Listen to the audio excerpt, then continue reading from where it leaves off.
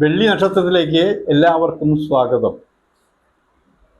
Patriotic cinema റിലീസായി. Cinema കണ്ടിറങ്ങിയ ഒരു കൂട്ടം സിനിമാ ഭ്രാന്തന്മാരായ നല്ല സിനിമയെ സ്നേഹിക്കുന്ന ചെറുപ്പക്കാർ പറയുന്നത് ഞാൻ ശ്രദ്ധിക്കുകയാണത്. ഞാൻ ആ സിനിമ കാണാൻ പോയിട്ട് ഇറങ്ങിയിട്ടുള്ളതാണ്. ഇപ്പം ഞാൻ പറഞ്ഞത് എന്തായി? ആ ചാനലുകളിൽ ഈ സിനിമയെക്കുറിച്ച് മമ്മൂട്ടി, മോഹൻലാൽ, ഫഹദ് ഫാസിൽ, കുഞ്ചാക്കോ ബോബൻ അടക്കം കുറേ പേര് ഇതിൻ്റെ PR വർക്കുകൾ ഇങ്ങനെ തുടർച്ചയായി ചെയ്തപ്പോൾ ഞാൻ എന്താ പറഞ്ഞേ? ഈ സിനിമ വീഴാൻ പോകുന്നു, ഈ സിനിമ അവർ വിചാരിച്ചതിൽ ഓടുകയില്ല, അതുകൊണ്ട് തന്നെയാണ് ഇതുവരെ ഇല്ലാത്ത രീതിയിലുള്ള PR വർക്കുകൾ നടക്കുന്നത് എന്ന്. അപ്പോൾ അവർ തമ്മിൽ തർക്കിക്കുക. അവസാനം മറ്റു സുഹൃത്ത് പറഞ്ഞത് അത് ശരിയാണെന്ന് തോന്നുന്നു. കാരണം ഇത്രയും ആർട്ടിസ്റ്റുകൾ, ഇത്രയും ടെക്നീഷ്യന്മാർ, ഇത്രയും രൂപ ചെലവഴിച്ചിട്ടുള്ളൊരു സിനിമയാണ് ഇപ്പോൾ നമ്മൾ കണ്ട് ഇറങ്ങിയത്. അത്രയും രൂപ ചെലവഴിച്ച എന്തെങ്കിലും ഒരു ലക്ഷണം ആ സിനിമയ്ക്കുണ്ടോ? ഈ സിനിമ ആർക്ക് വേണ്ടിയാണ്? ഇതൊരു കോർപ്പറേറ്റ് സബ്ജക്റ്റാണ്. ഈ കോർപ്പറേറ്റ് സബ്ജക്റ്റ് എത്ര സിനിമ പ്രേക്ഷകർക്ക് ഇഷ്ടപ്പെട്ടു?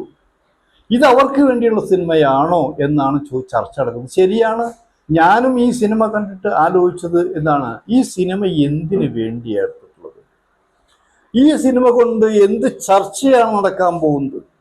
ഒന്നുകിൽ മുടക്ക് മുതൽ തിരിച്ച് കിട്ടണം, അതെങ്കിൽ ദ ബെസ്റ്റ് കമേഴ്ഷ്യൽ സിനിമ എന്നുള്ള പേര് കിട്ടണം, അതെന്തല്ലെങ്കിൽ ഇതൊരു ക്ലാസിക് സിനിമ എന്നുള്ള പേര് കിട്ടണം.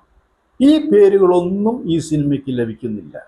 ഇതൊരു സാധാരണ സിനിമയാണ്, ഇതൊരു അസാധാരണ സിനിമയല്ല. ഇതിൽ അത്ഭുതം കാണിച്ചത് ആര്? പ്രത്യേകിച്ച് അത്ഭുതം കാണിച്ചിട്ടില്ല. പ്രഗത്ഭരായ നടീനടന്മാർ, ടെക്നീഷ്യന്മാർ, ഇവർ ചെയ്യാവുന്ന സാധാരണ ജോലികൾ മാത്രമാണ് ചെയ്തിട്ടുള്ളത്.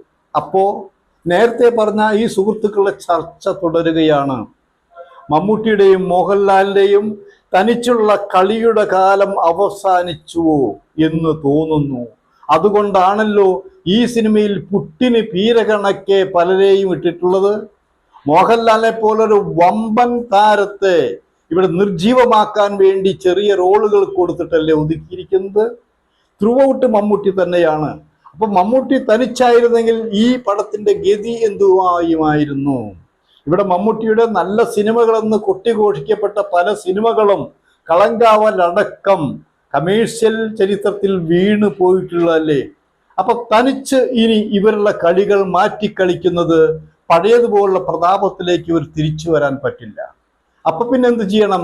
നല്ല സിനിമയായി ക്ലാസിക് സിനിമയുടെ ടച്ചോടുകൂടി ചില സിനിമകൾ എടുത്തുകൊണ്ട് വില്ലൻ പരിവേഷം കലർത്തിക്കൊണ്ട് സിനിമകൾ ചെയ്യുക.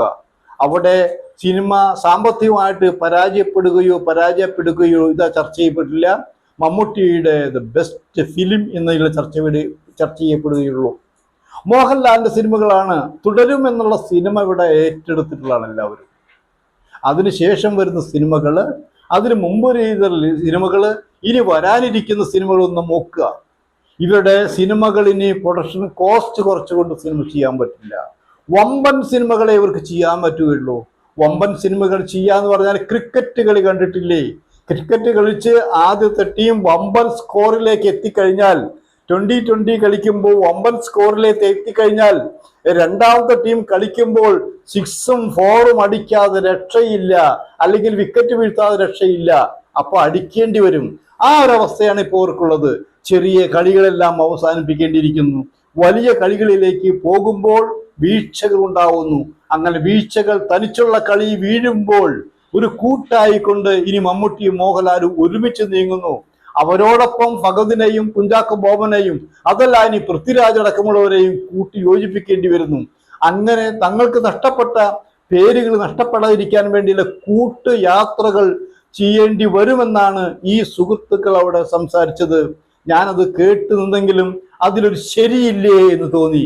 ശരിയില്ലേ എന്ന് തോന്നാൻ കാരണം എന്താ? ഈ പാട്രിയോട്ട് സിനിമ കാണുമ്പോൾ മമ്മൂട്ടിയുടെ കഥാപാത്രം നമ്മൾ എടുക്കുക. മമ്മൂട്ടിയുടെ എല്ലാ സിനിമയിലും കാണുന്ന ആ സൗന്ദര്യമല്ല അവർ കാണുന്നത്. മമ്മൂട്ടി ക്ഷീണിതനാണ്. ആ ക്ഷീണിതനായി ഇങ്ങനെയല്ല ഒരു ഹീറോയെ അവർ കണ്ടിരുന്നത്. അങ്ങനെയുള്ള കുഴപ്പങ്ങള് മാത്രമല്ല, ഇതിന്റെ ഇമേജുകള്, ഇതിന്റെ കോസ്റ്റുകൾ പ്രൊഡക്ഷൻ ആയിക്കുമ്പോൾ മമ്മൂട്ടിക്കും മോഹൻലാലും ഈ തനിച്ച് സഞ്ചരിക്കാനോ തനിച്ച് സിനിമ ചെയ്യാനോ കഴിയില്ല, കഴിഞ്ഞാൽ തന്നെ അത് വൻ വിജയമാകണമെന്നില്ല എന്നാണ് മൊത്തത്തിലുള്ള സംസാരം.